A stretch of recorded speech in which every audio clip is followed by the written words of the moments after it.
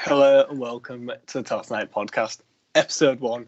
Today I'm joined with Harry and we're going to be talking about the Arctic Monkeys. What a surprise.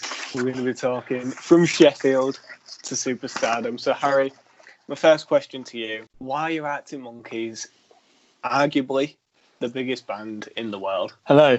Well, many reasons really. I feel like one, because they just write absolute bangers, which is Very true. a given. And I just feel their music appeals to many people, like not specifically to the alternative indie rock scene. Like I know people that listen to rap and all that other stuff that like a few Arctic Monkeys tunes. I feel that's when you're a successful band when you hit a huge demographic, really. When AM came out, Arctic Monkeys, they were hitting everyone during the charts.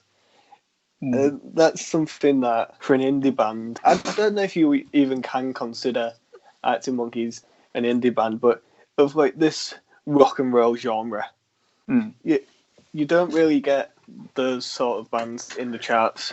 You're never going to see Catfish in the charts. God, no, definitely not. And I hate to go back to them every single time we speak. I do. But they're just never going to reach the heights. No. Anyways, that's for another day. But so Arctic Monkeys, they're reaching this huge demographic. But the fact that they've come from Sheffield, from the estates, from nothing, and they've reached the heights they have. Like, how have they done it? Because there's a lot of bands out there which could write better songs. I don't think you can deny that there are bands that do write better songs and they don't reach those heights. So how come they did? I think it might have been the time where they came about, really. Like they were formed in 2002. It's a very long time ago, obviously. And they came about at a very good time when big guitar bands were slowly, I guess, dying out, really, and they just came and sort of rejuvenated the scene, really. I think they did it differently, like the first singles, I Bet You Look Good on the Dance Floor, and that was, it's still an absolute tune to this day. So that came out 2006. Yeah. And the fact that it's had the longevity it's had, it's now arguably still one of the best songs. But the reason, one of the reasons, obviously the fact that they write amazing songs is always going to help. But when I was doing my research, I realised that Arctic Monkeys, in that day and age, they were one of the first bands using social media to gain traction. Obviously, they had the amazing music video for I Bet You Look Good on the Dance Floor. Just don't believe the hype. Don't believe the hype. And obviously that's the worst accent. But that did gain them media attention. They're massive with the youth, but in that day and age, it was like those 30-year-olds that were listening to Arctic Monkeys, and I feel like that's why they are now so massive, because they hit the immediate older generation, you could say, and then they've progressively gained a youth following, and now they're growing up, telling their kids, telling their friends about it. It's just a never-ending cycle. So that's why Arctic Monkeys, a lot like this is going to sound a bit outlandish, possibly, the Beatles of our generation. That is a very big statement, but like you can I can see where you're coming from. Like, yeah, I feel like say I know something about Oasis, but Oasis were that band, weren't they, before Arctic Monkeys came along? Oasis were I feel self-proclaimed the Beatles of their generation. Yeah, and I feel like Arctic Monkeys are sort of are that band, but like obviously 1975 are about, and that's a whole different ball game. But like I'd say there's like 3 massive bands in the UK at the moment. Like it's Arctics, Foals, 1975. I think they're the 3 biggest ones. But obviously Falls were hitting the charts also. Yeah. But you mentioned those 3 bands, but when it comes to the world, Arctic Monkeys are bigger than both of those. From the UK, because 1975, although they are massive, I think they were only really massive in the UK. Whereas Arctic Monkeys are selling out stadiums all around the world. Yeah, so they do hit a huge demographic, really. So, do you think that's anything to do with the fact that all their albums are completely different to each other? Yeah, I think it does, because each album appeals to a different person, doesn't it? Like, if you ask every Arctic Monkeys fan, they will not. All their albums are going to be different. Like mine's Suck It and See, which, but like the next person might be Humbug, or someone might be Tranquility. It depends on the type of person you are. And like Tranquility is brilliant. Like when I first listened to it, I was like, oh, what is this? This is mental, completely out there. I don't like it. But once you realise how good it is and how it all fits and flows, it's such a good album, and it's a concept album. I think it's. I don't want to say the peak of their career, but I feel like they are. And I generally don't know where they're going to go from here. Like it's such a weird era for them, and I don't know how they're going to top it. I don't know what direction they're going to go. Like I feel like they've done everything, but I'm not Alex Turner and I can't write any songs, so I don't really know. So he conjure out something, can't he? Obviously, the album Tranquility Base gained a lot of criticism, and that's just people wanting them to be 18-year-old lads singing about clubs and getting into fights in the taxi rank. It's like, I remember something like Noel Gallagher was saying, like, it's like, I'm like 45-year-old, like this is obviously a while ago, it's like, I'm a 45-year-old man, I can't be writing songs about going out drinking anymore because it just doesn't, it's a bit silly, isn't it? And it's the same with Arctics, like they'll probably never ever write another album like whatever people say I am again, because definitely not. But it's just the age they wrote are. that when they were doing it, they were going out in Sheffield to the bars, to the clubs, and now I'm fairly certain most of them live in America, if not all of them. They're living the high life now, so we're not going to be singing about that working class mentality. But I don't think he wants to be seen as up in this ivory tower better than everyone, and that's why he isn't writing about his current situation. I think that's why they wrote a concept album. Yeah, that's because a good way of looking at it. It was a way of escaping reality, and that's essentially what the whole album's about. It's about a hotel on the moon. It's not real. Exactly. I think people took it too seriously. He's lost the plot. What is he actually on about? But if you just take it for what it is, a song. It's music. It's nice music to listen to. And just because he isn't, talking about scrapping bouncers, doesn't mean it's not a good song. Yeah, it doesn't mean it has like any different effect emotionally like on anyone. Like it's just like depends. It's all down to people again, isn't it? Like some people like it, others don't, and that's what music's about, really, isn't it? It's all opinionated, isn't it? It is, but for most people who love music, even if you don't like the songs, you can appreciate it for what it is, which is a masterpiece. It is. It's art, really, isn't it? Like someone's created it and they've somehow thought of this in their brain, and that's just mental, isn't it? Really. It's like people go on about the Beatles being one of the best bands of all time. And people go on about Oasis being the biggest and the best. A lot of their songs don't make sense. No. Noel Gallagher even said himself about Champagne Supernova. What does it mean? It doesn't mean anything. It literally doesn't mean anything, and he's even admitted it. But when people are singing it like their life depends on it, that's when it means something. Yeah, that's the thing. If it's hitting people in that way, then you've done it right, haven't you? Like that's what you want. You want it to hit people. So like, it means a lot to people, doesn't it? Like that song could be like very pivotal in someone's life, you know, and that's what music's about, isn't it? People, I think, sometimes take the words too literally in songs, and they like, oh, this really relates to me, or I can proper get behind this. But sometimes you just got to appreciate it for what it is. So it's supposed to make you feel a certain way. Yeah. And my prime example for this is Jerry Cinnamon. God. Yeah. Now, I had a bit of a debate with someone because I listened to his new album.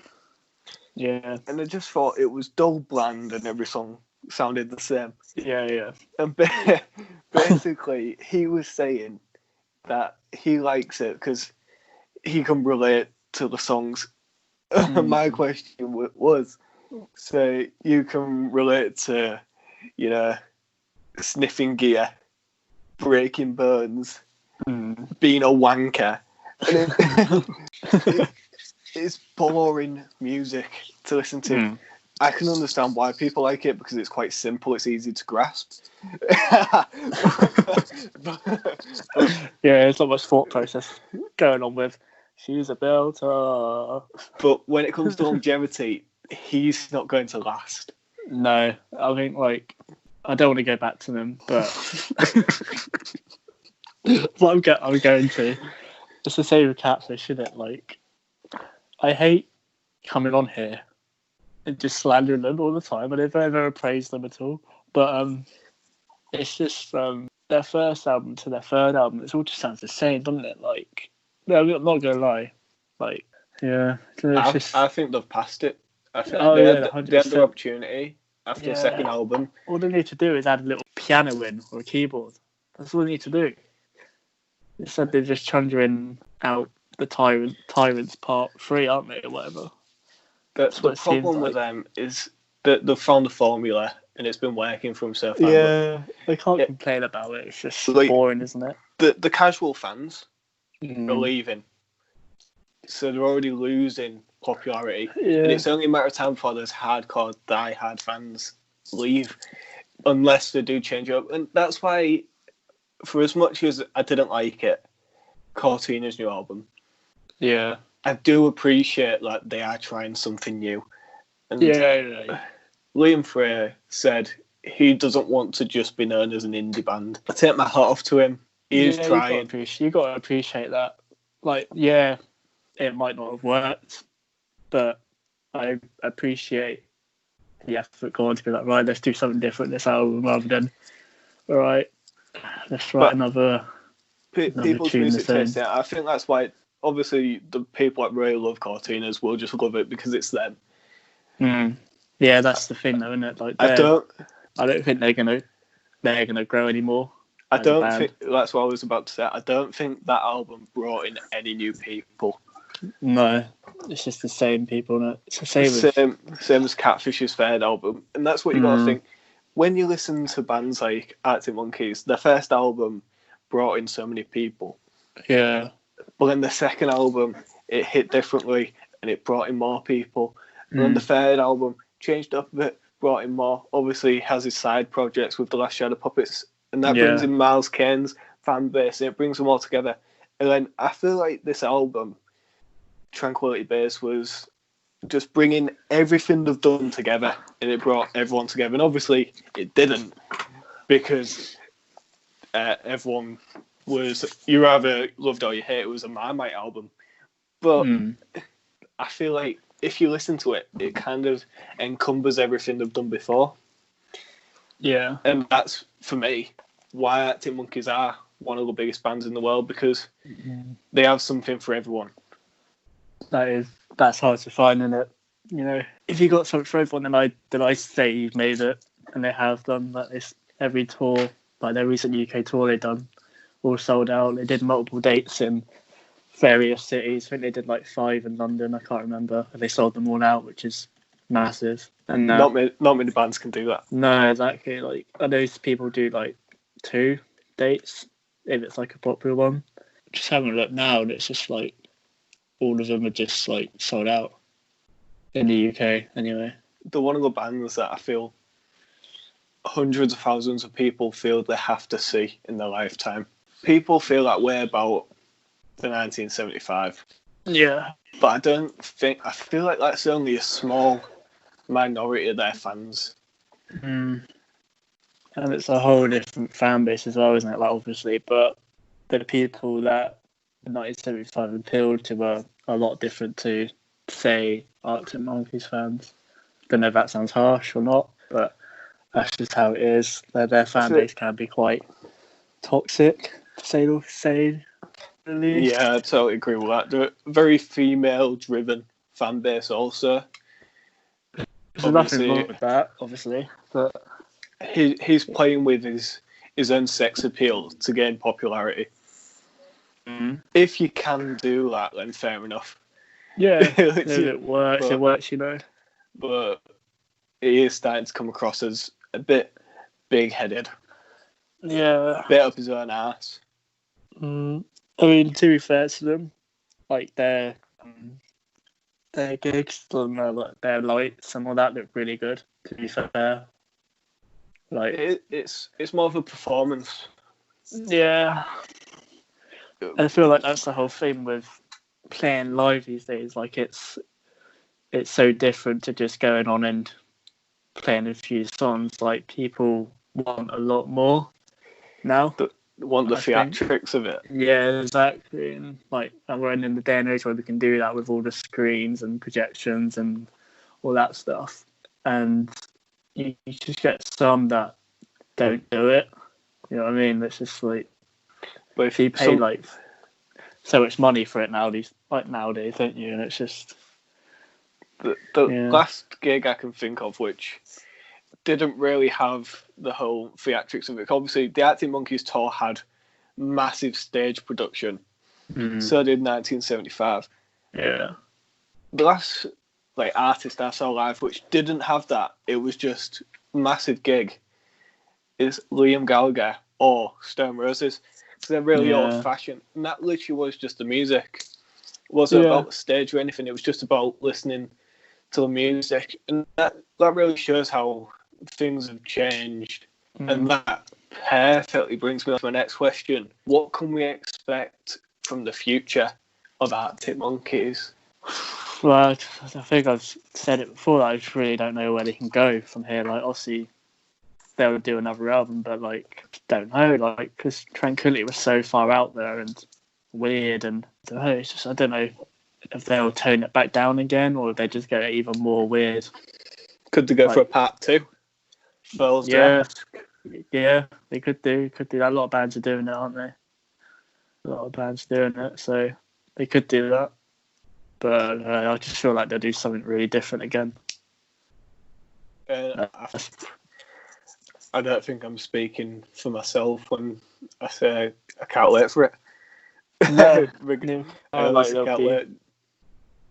it'll be interesting. Like all their work is interesting. The thing with them though, like you never hear from them until they announce stuff. So like, you know, like bands tweeting that, oh, we got a new album, like blah blah blah.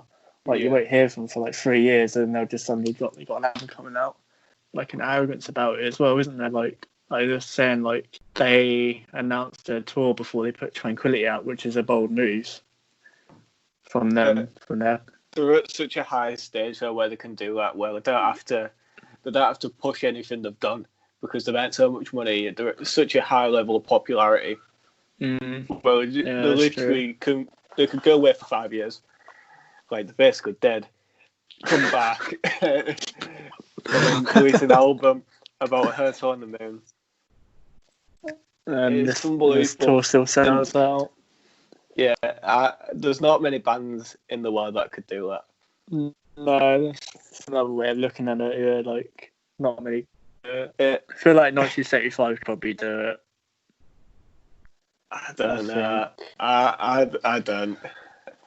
I feel like they're so reliant on keeping the engagement up. That's true. I don't know. I still see them as quite obviously they are big, but I think I see them as bigger than they are. But I don't know.